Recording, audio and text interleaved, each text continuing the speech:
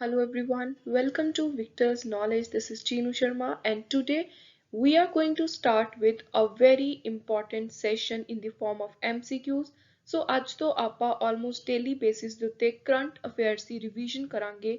ਸੋ ਇਹ ਅੱਜ ਮੈਂ ਤੁਹਾਡੇ ਨਾਲ part 1 share ਕਰਨ ਜਾ ਰਹੀ ਹਾਂ।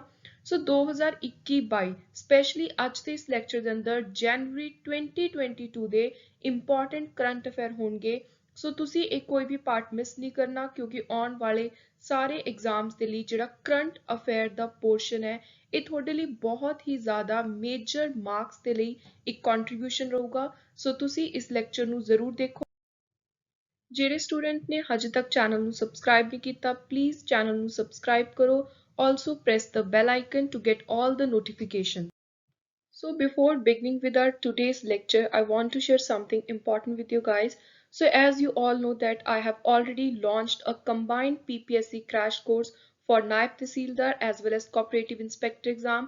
ਇਹ ਜਿਹੜਾ crash course ਹੈ ਇਹਦੇ ਅੰਦਰ ਤੁਹਾਨੂੰ recorded lectures ਮਿਲਣਗੇ GS portion ਦੇ ਨਾਲ ਹੀ 3-4 ਮੇਗਾ ਸੈਸ਼ਨ ਨੇ ਜਿਨ੍ਹਾਂ ਦੇ ਅੰਦਰ data interpretation order of magnitude basic numeracy reasoning ਇਸ ਤਰ੍ਹਾਂ ਦੇ ਸਾਰੇ ਟੌਪਿਕਸ ਦੇ ਜੋ ਬੇਸਿਕ ਕਨਸੈਪਟ ਨੇ ਇੰਪੋਰਟੈਂਟ ਫਾਰਮੂਲੇ ਨੇ ਐਗਜ਼ਾਮ 'ਚ ਆਪਾਂ ਨੇ ਕੁਐਸਚਨਸ ਨੂੰ ਕਿਵੇਂ ਅਟੈਂਪਟ ਕਰਨਾ ਹੈ ਉਹ ਸਾਰੀਆਂ ਚੀਜ਼ਾਂ ਡਿਸਕਸ ਕੀਤੀਆਂ ਨੇ।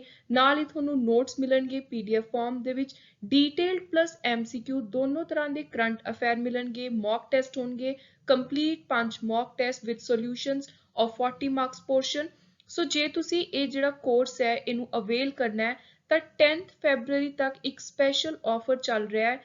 ₹1000 ਦਾ ਤੁਹਾਨੂੰ ਫਲੈਟ ਡਿਸਕਾਊਂਟ ਮਿਲ ਰਿਹਾ ਹੈ। ਇਹਦਾ ਪਹਿਲਾ ਪ੍ਰਾਈਸ ਸੀ ₹3500 ਇਹ ਪੂਰੇ ਦੇ ਪੂਰੇ course the with test with notes with lecture but now till 10th February the price is ₹2500 only. So if you want to buy this course you can send email on this below mentioned address or you can directly send me message on Instagram page Victor's Knowledge.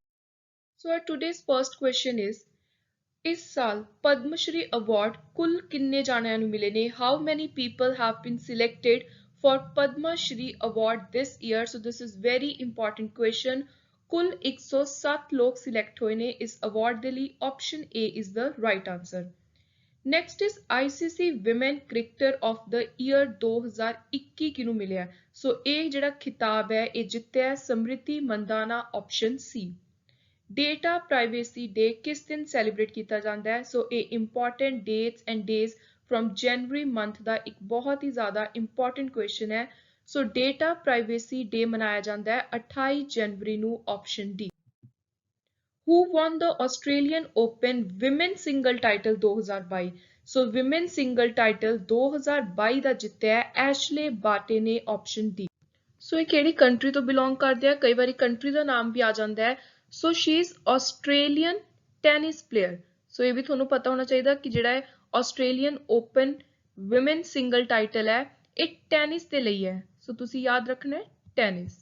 Who won the Australian Open men's single title? So men category ਦਾ single title ਮਿਲ ਰਿਹਾ ਹੈ tennis ਦੇ ਵਿੱਚ Rafael Nadal option A. So he belongs to Spain, ਇਹ Spanish tennis player ਨੇ। ਸੋ ਇਹ ਨਾਮ ਕੰਟਰੀਜ਼ ਦੇ ਨੇਸ਼ਨ ਜਿਨ੍ਹਾਂ ਨੂੰ ਰੈਪਰੈਜ਼ੈਂਟ ਕਰਦੇ ਨੇ। This is also very important thing to remember. Next come another important national current affair question.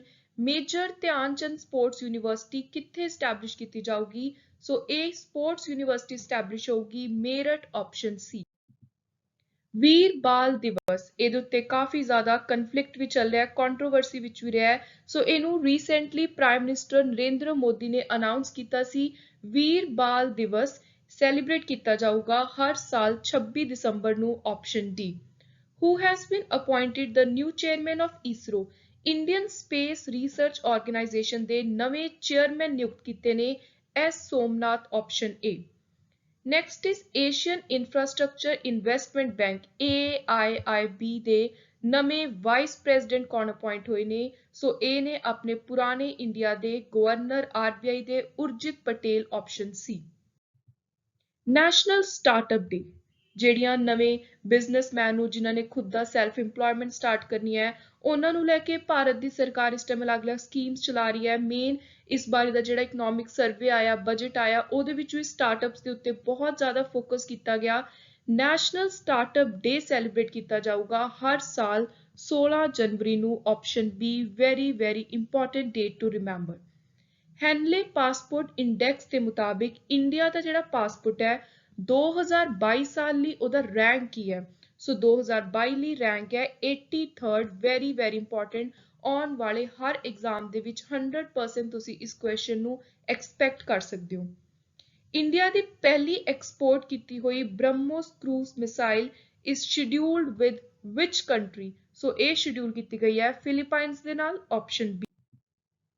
Who is honored with Param Vishisht Seva Medal? So Param Vishisht Seva medal 26 January republic ਡੇ ਵਾਲੇ ਦਿਨ ਆਨਰ ਦਿੱਤਾ ਗਿਆ ਨੀਰਜ ਚੋਪੜਾ ਨੂੰ। ਆਪਸ਼ਨ ਏ, ਜਿਨ੍ਹਾਂ ਨੇ Olympics ਦੇ ਵਿੱਚ recently 골ਡ ਮੈਡਲ ਜਿੱਤਿਆ ਸੀ। ਡਾਂਸ ਮੈਸਟਰੋ ਪੰਡਿਤ ਬਿਰਜੂ ਮਹਾਰਾਜ ਜੀ ਦੀ ਰੀਸੈਂਟਲੀ ਡੈਥ ਹੋਈ ਹੈ, ਪਾਸਟ ਹੋਏ ਰੀਸੈਂਟਲੀ। ਕਿਹੜੀ ਡਾਂਸ ਫਾਰਮ ਦੇ ਨਾਲ ਐਸੋਸੀਏਟਡ ਨੇ? ਸੋ ਇਹ ਸੀ ਕੱਥਕ ਦੇ ਨਾਲ ਐਸੋਸੀਏਟਡ। ਆਪਸ਼ਨ 2।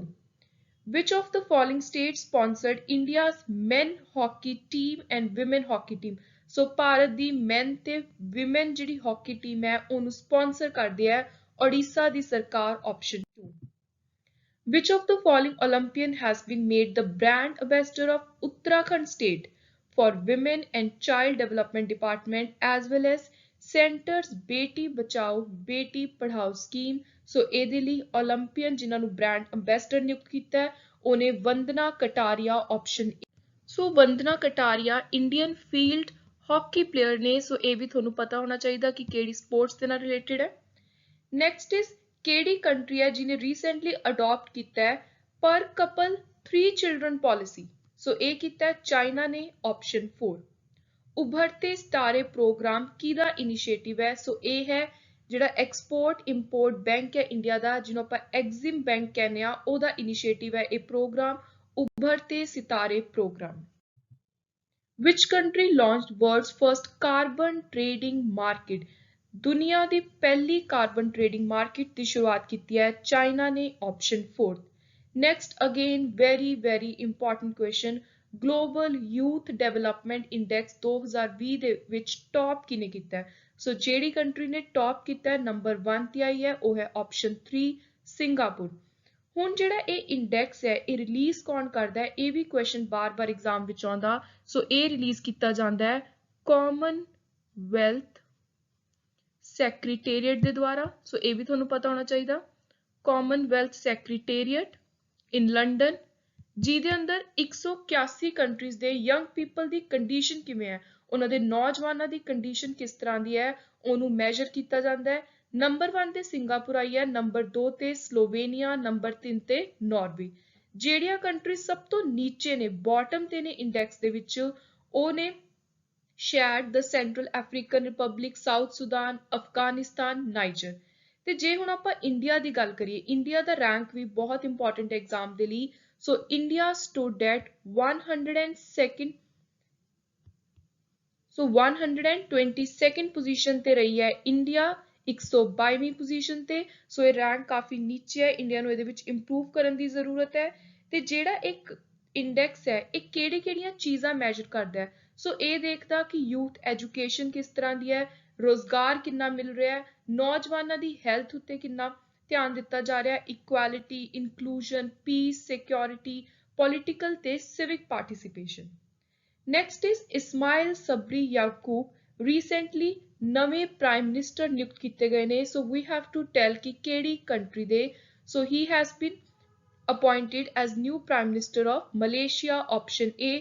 ਤੇ ਜਿਹੜੇ ਇਸ ਤਰ੍ਹਾਂ ਦੇ ਕੁਐਸਚਨ ਨੇ ਇਹ ਪੀਪੀਐਸਸੀ ਕੋਆਪਰੇਟਿਵ ਐਗਜ਼ਾਮ ਦੇ ਲਈ ਬਹੁਤ ਹੀ ਜ਼ਿਆਦਾ ਇੰਪੋਰਟੈਂਟ ਹੈ, ਕਿਉਂਕਿ ਜੇ ਤੁਸੀਂ ਪਿਛਲੇ ਸਾਲ ਦਾ ਪ੍ਰੀਵੀਅਸ ਈਅਰ ਕੁਐਸਚਨ ਪੇਪਰ ਚੱਕ ਕੇ ਦੇਖੋਗੇ 2018 ਦਾ ਕੋਆਪਰੇਟਿਵ ਇੰਸਪੈਕਟਰ ਐਗਜ਼ਾਮ ਦਾ, ਉਹਦੇ ਵਿੱਚ 1 ਤੋਂ 2 ਕੁਐਸਚਨ ਡਾਇਰੈਕਟਲੀ ਰੀਸੈਂਟਲੀ ਅਪੁਆਇੰਟਡ ਪ੍ਰੈਜ਼ੀਡੈਂਟ ਤੇ ਪ੍ਰਾਈਮ ਮਿਨਿਸਟਰ ਉੱਤੇ ਆਏ ਨੇ। ਸੋ ਇਸ ਤਰ੍ਹਾਂ ਦੇ ਸਿੱਧਾ ਡਾਇਰੈਕਟ ਇੰਡੈਕਸ ਵਾਲੇ ਕੁਐਸਚਨ, ਇਹ ਅਪੁਆਇੰਟਮੈਂਟਸ ਤੁਸੀਂ ਜ਼ਰੂਰ ਯਾਦ ਕਰਨੀਆਂ ਨੇ for all the examinations. India ਦੇ ਵਿੱਚ ਕਿਹੜਾ ਇਹੋ ਜਿਹਾ ਪਹਿਲਾ ਸ਼ਹਿਰ ਬਣਿਆ ਜਿਹਦੇ ਵਿੱਚ ਸਾਫ਼ ਨਲ ਤੋਂ ਪਾਣੀ ਆ ਰਿਹਾ ਹੈ, ਟੈਪ ਵਾਟਰ ਮਿਲ ਰਿਹਾ ਹੈ ਹਰ ਘਰ ਨੂੰ 24 ਘੰਟੇ? ਸੋ ਇਹ ਹੈ Puri. Option 2 very very important. India ਦਾ ਪਹਿਲਾ ਪ੍ਰਾਈਵੇਟ LNG ਪਲਾਂਟ ਕਿੱਥੇ ਲਾਂਚ ਕੀਤਾ ਗਿਆ? So this has been launched in Nagpur. Option 2। Sputnik vaccine ਜਿਹੜੀ ਕੋਵਿਡ-19 ਪੈਂਡੈਮਿਕ ਦੇ ਸਮੇਂ ਬਣਾਈ ਗਈ ਤਿਆਰ ਕੀਤੀ ਗਈ ਕੋਰੋਨਾ ਮਹਾਮਾਰੀ ਨੂੰ ਦੂਰ ਕਰਨ ਦੇ ਲਈ ਇਹਦੇ ਤੋਂ ਬਚਣ ਦੇ ਲਈ so Sputnik vaccine of corona is developed by which of the following country ਕਿਹੜੀ ਕੰਟਰੀ ਨੇ ਡਿਵੈਲਪ ਕੀਤੀ ਹੈ very very important question so ਇਹਨੂੰ ਡਿਵੈਲਪ ਕੀਤਾ ਹੈ ਰਸ਼ੀਆ ਆਪਸ਼ਨ ਸੀ ਨੈਕਸਟ ਹੈ ਕਿਹੜੀ ਕੰਟਰੀ ਨੂੰ ਇੰਡੀਆ ਤੋਂ ਆਈਐਨਐਸ ਸਿੰਧੂ ਵੀ ਰਿਸੀਵ ਹੋਇਆ ਸੋ ਉਹ ਕੰਟਰੀ ਹੈ ਮਿਆਂਮਾਰ ਆਪਸ਼ਨ 2 ਨੈਕਸਟ ਇਹ ਯੋਜਨਾ ਕਾਫੀ ਜ਼ਿਆਦਾ ਨਿਊਜ਼ ਵਿੱਚ ਰਹਿ ਰਹੀ ਸੀ ਸਪੈਸ਼ਲੀ ਕੋਵਿਡ-19 ਦੇ ਟਾਈਮ ਵੀ ਕਿਉਂਕਿ ਬਾਰ-ਬਾਰ ਇੰਡੀਆ ਦੀ ਹੈਲਥ ਸਿਸਟਮ ਉੱਤੇ ਕੁਐਸਚਨ ਉੱਠਦੇ ਨੇ ਤੇ ਜੇ ਆਪਾਂ ਨੈਸ਼ਨਲ ਹੈਲਥ ਮਿਸ਼ਨ ਦੀ ਇੱਕ ਇੰਪੋਰਟੈਂਟ ਯੋਜਨਾ ਦੀ ਗੱਲ ਕਰੀਏ ਜਨਨੀ ਸੁਰੱਖਿਆ ਯੋਜਨਾ ਕੁਐਸਚਨ ਹੈ ਕਿ ਇਸ ਯੋਜਨਾ ਦਾ ਮੇਨ ਏਮ ਕੀ ਹੈ ਸੋ ਇਹਦਾ ਮੇਨ ਮਕਸਦ ਹੈ ਕਿ ਜਿਹੜੀ ਮੈਟਰਨਲ ਤੇ ਨਿਓਨੇਟਲ ਮੋਰਟੈਲਿਟੀ ਹੈ ਡੈਥ ਹੋ ਜਾਂਦੀ ਹੈ ਉਸ ਦੇ ਰੇਟ ਨੂੰ ਘਟਾਇਆ ਜਾ ਸਕੇ so option 1 is the right answer which states the main aim of Janani Suraksha Yojana that is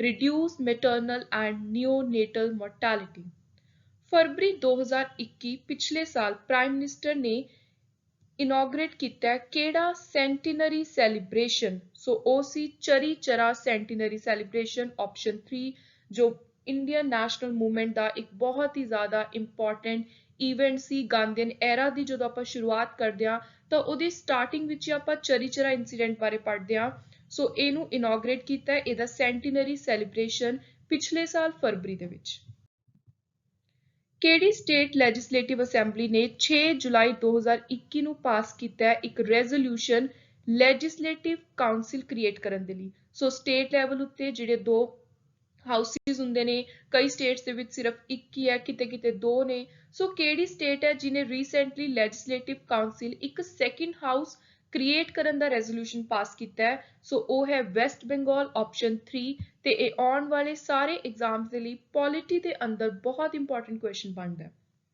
next is global startup ranking 2021 ਦੇ ਅੰਦਰ ਇੰਡੀਆ ਦਾ ਕਿਹੜਾ ਰੈਂਕ ਹੈ very very important so India ਦਾ ਰੈਂਕ ਹੈ 20th option number 3rd who is the highest run scorer across format in women's cricket as of 30th September 2021 so ਇਹ ਹੈ Indian ਸਕਿਪਰ Mithali ਰਾਜ option 4 World ਦਾ ਪਹਿਲਾ container block train ran in the last week of June 2021 ਸੋ ਇਹ container block train ਕਿੱਥੇ ਕਿਹੜੀ ਦੋ ਦੇਸ਼ਾਂ ਦੇ ਵਿੱਚ ਰਨ ਕੀਤੀ ਗਈ ਸੀ ਤੇ ਇਹ ਦੁਨੀਆ ਦੀ ਪਹਿਲੀ ਕੰਟੇਨਰ ਬਲੌਕ ਟ੍ਰੇਨ ਸੀ ਜੂਨ 2021 ਵਿੱਚ this ran between Finland and India option 4 ਜੂਨ 30 2021 ਨੂੰ ਚੈਸ ਤੇ ਯੰਗੈਸਟ ਸਭ ਤੋਂ ਛੋਟੀ ਉਮਰ ਦੇ ਗ੍ਰੈਂਡ ਮਾਸਟਰ ਕੌਣ ਬਣੇ ਸੋ ਇਹ ਬਣੇ Indian grand master Abhimanyu Mishra option 3rd next is 35th 올림픽 game 2032 ਕਿੱਥੇ ਹੋ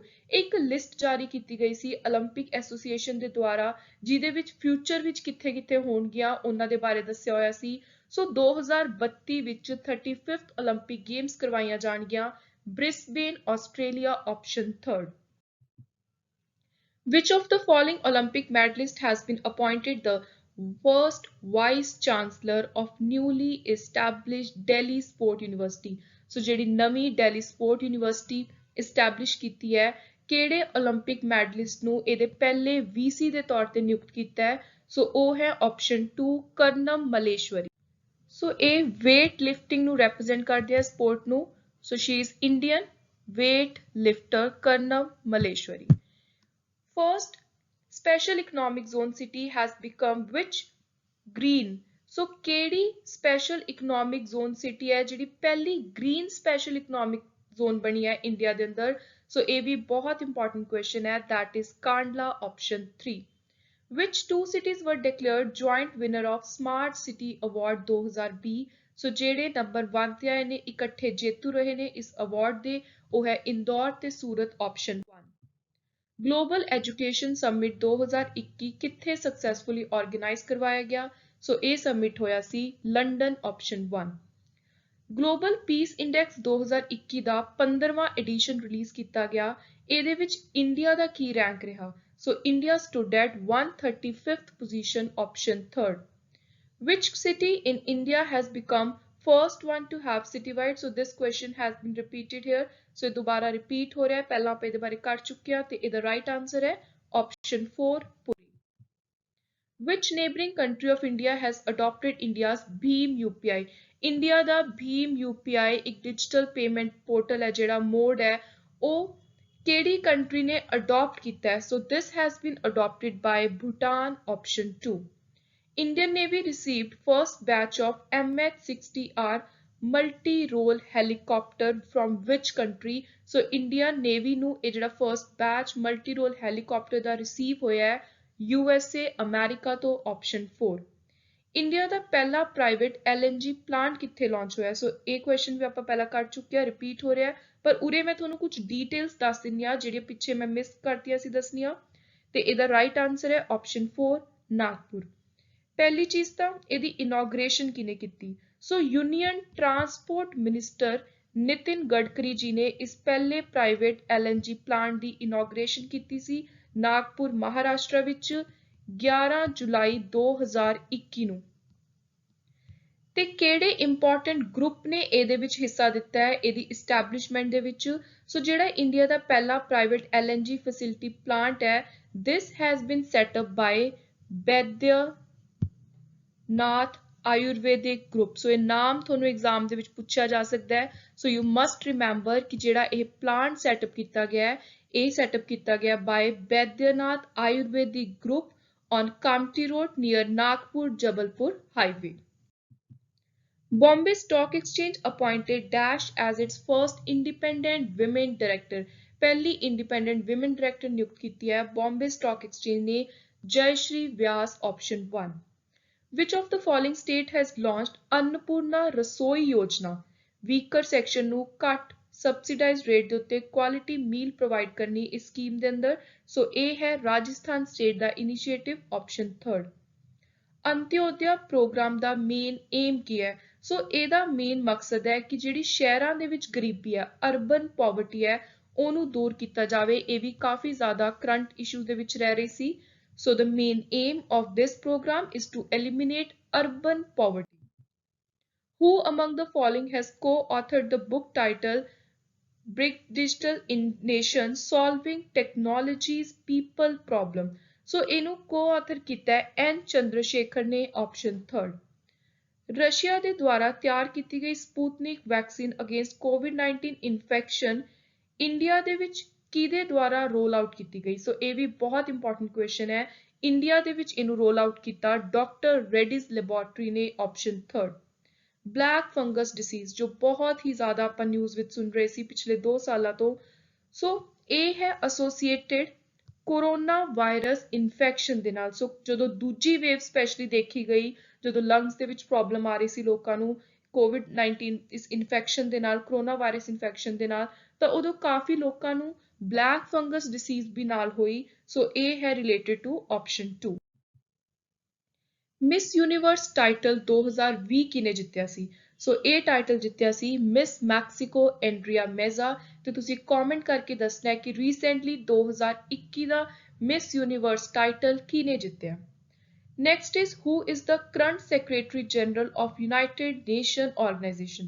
ਬਹੁਤ ਵਾਰੀ ਐਗਜ਼ਾਮ ਦੇ ਵਿੱਚ ਜਦੋਂ ਵੀ ਇੰਟਰਨੈਸ਼ਨਲ ਆਰਗੇਨਾਈਜੇਸ਼ਨ ਨਿਊਜ਼ ਚ ਰਹਿੰਦੀਆਂ ਨੇ ਤਾਂ ਇਹਨਾਂ ਦੇ ਡਾਇਰੈਕਟਰ ਜਨਰਲ ਸੈਕਟਰੀ ਜਨਰਲ ਇਹਨਾਂ ਦੇ ਵੀ ਨਾਮ ਸਾਹਮਣੇ ਆਉਂਦੇ ਨੇ। ਸੋ ਇਹ ਵੀ ਐਗਜ਼ਾਮ ਦੇ ਲਈ ਇੱਕ ਬਹੁਤ ਇੰਪੋਰਟੈਂਟ ਕੁਐਸਚਨ ਬਣਦੇ ਨੇ। ਸੋ ਜੋ ਵੀ ਇੰਪੋਰਟੈਂਟ ਸਪੈਸ਼ਲੀ ਯੂਨਾਈਟਿਡ ਨੇਸ਼ਨ ਦੇ ਨਾਲ ਰਿਲੇਟਡ ਜਿੰਨੇ ਵੀ ਉਹਦੀ ਫਰਦਰ ਆਰਗੇਨਾਈਜੇਸ਼ਨ ਨੇ ਆਰਗਨ ਨੇ ਪ੍ਰਿੰਸੀਪਲ ਬਾਡੀਜ਼ ਨੇ ਉਹਨਾਂ ਦੇ ਮੇਨ ਹੈਡਸ ਦੇ ਤੁਸੀਂ ਨਾਮ ਜ਼ਰੂਰ ਯਾਦ ਕਰਨੇ ਨੇ। ਸੋ ਇਸ ਕੁਐਸਚਨ ਦਾ ਰਾਈਟ ਆਨਸਰ ਹੈ UNO ਦੇ ਕਰੰਟ ਸੈਕਟਰੀ ਜਨਰਲ ਨੇ ਐਂਟੋਨੀਓ ਗੁਟਰੇਸ option 1। ਨੈਕਸਟ ਜੋ ਬਾਰ-ਬਾਰ ਸਪੈਸ਼ਲੀ ਕੋਵਿਡ-19 ਪੈਂਡੈਮਿਕ ਦੇ ਦੌਰਾਨ ਆਪਾਂ ਆਲਮੋਸਟ ਡੇਲੀ ਬੇਸਿਸ ਦੇ ਉੱਤੇ ਇਹਨਾਂ ਦੀ ਕੋਈ ਨਾ ਕੋਈ ਸਪੀਚ ਇਹਨਾਂ ਦੀ ਕੋਈ ਨਾ ਕੋਈ ਪ੍ਰੈਸ ਰਿਲੀਜ਼ ਪੜ੍ਹਦੇ ਸੀ ਸੁਣਦੇ ਸੀ। ਸੋ ਕਰੰਟ ਡਾਇਰੈਕਟਰ ਜਨਰਲ ਕੌਣ ਨੇ WHO ਦੇ ਵਰਲਡ ਹੈਲਥ ਆਰਗੇਨਾਈਜੇਸ਼ਨ ਦੇ? ਸੋ ਉਹ ਨੇ option 3 ਟੈਡਰੋਸ ਏ ਗੈਬਰੀਏਸਸ। ਕਿਹੜੇ ਨੇਸ਼ਨ ਤੋਂ ਬਿਲੋਂਗ ਕਰਦੇ ਨੇ? ਇਹ ਵੀ ਕੁਐਸਚਨ ਰੀਸੈਂਟਲੀ ਇੱਕ ਐਗਜ਼ਾਮ ਦੇ ਵਿੱਚ ਪੁੱਛਿਆ ਗਿਆ ਸੀ। ਸੋ ਇਹਨਾਂ ਦੀ ਨੈਸ਼ਨੈਲਿਟੀ ਹੈ ਇਥੀਓਪੀਆ। ਸੋ ਇਹ ਵੀ ਤੁਹਾਨੂੰ ਪਤਾ ਹੋਣਾ ਚਾਹੀਦਾ। Who is the current governor of RBI Reserve Bank of India? ਜੋ ਇੰਡੀਆ ਦਾ ਸਭ ਤੋਂ ਟੌਪ ਹੈਡ ਏਪੈਕਸ ਬੈਂਕ ਹੈ ਉਹਦੇ ਰੀਸੈਂਟ ਕਰੰਟ ਗਵਰਨਰ ਨੇ Shaktikanta Das option 4। Board of control of cricket India BCCI ਦੇ ਕਰੰਟ ਇਸ ਸਮੇਂ ਦੇ ਮੌਜੂਦਾ ਪ੍ਰੈਜ਼ੀਡੈਂਟ ਕੌਣ ਨੇ? ਇਹ ਵੀ ਬਾਰ-ਬਾਰ ਨਿਊਜ਼ ਵਿੱਚ ਆਉਂਦੇ ਰਹਿੰਦੇ ਨੇ। ਸੋ ਇਹ ਨੇ ਸੌਰਵ ਗਾਂਗੁਲੀ, ਇੰਡੀਆ ਦੇ farmer cricketer, option 2। Who out of the following is a recipient of Magsaysay Award? Magsaysay Award ਇਹਨਾਂ ਚ ਮਿਲਿਆ option 1 Chandi Prasad Bhatt. UPSC union public service commission, ਜੋ ਵੀ ਇੰਡੀਆ ਲੈਵਲ ਦੀਆਂ ਮੇਨ ਕਮਿਸ਼ਨ ਨੇ, ਬਾਡੀਜ਼ ਨੇ, ਉਹਨਾਂ ਦੇ ਵੀ ਚੇਅਰਮੈਨਸ ਦੇ ਤੁਹਾਨੂੰ ਨਾਮ ਜ਼ਰੂਰ ਪੁੱਛੇ ਜਾ ਸਕਦੇ ਨੇ। ਰੇਲਵੇ ਬੋਰਡ ਹੋ ਗਿਆ, 에ਅਰਪੋਰਟ ਅਥਾਰਟੀ ਹੋ ਗਿਆ। ਸੋ ਇਸ ਤਰ੍ਹਾਂ ਦੇ ਮੇਨ ਤੁਸੀਂ ਕਮਿਸ਼ਨਸ ਦੇ ਹੈਡਸ ਦੇ ਨਾਮ ਵੀ ਜ਼ਰੂਰ ਤਿਆਰ ਕਰਕੇ ਜਾਣੇ ਨੇ। ਤੇ ਉਰੇ ਪੁੱਛਿਆ ਗਿਆ ਕਰੰਟ ਚੇਅਰਮੈਨ ਕੌਣ ਨੇ UPSC ਦੇ? ਸੋ ਉਹ ਨੇ PK Joshi, Pradeep Kumar Joshi, option 2। WEF's global energy transition index 2021 ਦੇ ਮੁਤਾਬਿਕ ਇੰਡੀਆ ਦਾ ਕਿਹੜਾ ਰੈਂਕ ਰਿਹਾ? So India stood at 87th rank, option 3। ਕਿਹੜਾ ਰੇਲਵੇ ਜ਼ੋਨ ਹੈ? ਆਪਾਂ ਨੂੰ ਪਤਾ ਅਲੱਗ-ਅਲੱਗ ਰੇਲਵੇ ਜ਼ੋਨ ਨੇ ਇੰਡੀਆ ਦੇ ਅੰਦਰ। ਜਿਹੜਾ ਪਹਿਲਾ ਫੁੱਲੀ ਇਲੈਕਟ੍ਰੀਫਾਈਡ ਰੇਲਵੇ ਜ਼ੋਨ ਬਣਿਆ ਇੰਡੀਆ ਦਾ, very very important question. So ਇਹ ਹੈ west central zone, option 2। Kaleshwaram lift irrigation system ਬਹੁਤ ਜ਼ਿਆਦਾ ਨਿਊਜ਼ ਵਿੱਚ ਸੀਗਾ ਰੀਸੈਂਟਲੀ। ਇਹ ਕਿੱਥੇ ਹੈ? ਸੋ ਇਹ ਹੈ Telangana, option 3। Luhri hydro electric power project is being constructed on the river. So ਇਹ ਹੋ ਰਿਹਾ ਸਤਲੁਜ, ਆਪਸ਼ਨ 1। ਤੇ ਅੱਜ ਦਾ ਆਪਣਾ ਇਸ part 1 current affair revision session ਦਾ ਲਾਸਟ ਕੁਐਸਚਨ ਹੈ। Hollywood actor sir Sean Connery, ਜਿਨ੍ਹਾਂ ਦੀ ਰੀਸੈਂਟਲੀ ਡੈਥ ਹੋ ਗਈ, ਇਹਨਾਂ ਨੂੰ ਮੇਨ ਕਿਹੜੇ ਰੋਲ ਦੇ ਲਈ ਜਾਣਿਆ ਜਾਂਦਾ ਹੈ? Was popularly known for the portrayal of the role. So ਇਹ ਰੋਲ ਸੀ ਜੇਮਸ ਬੌਂਡ ਦਾ, option 4। So this was all about our today's session. Please do subscribe to my channel. Thank you and good luck.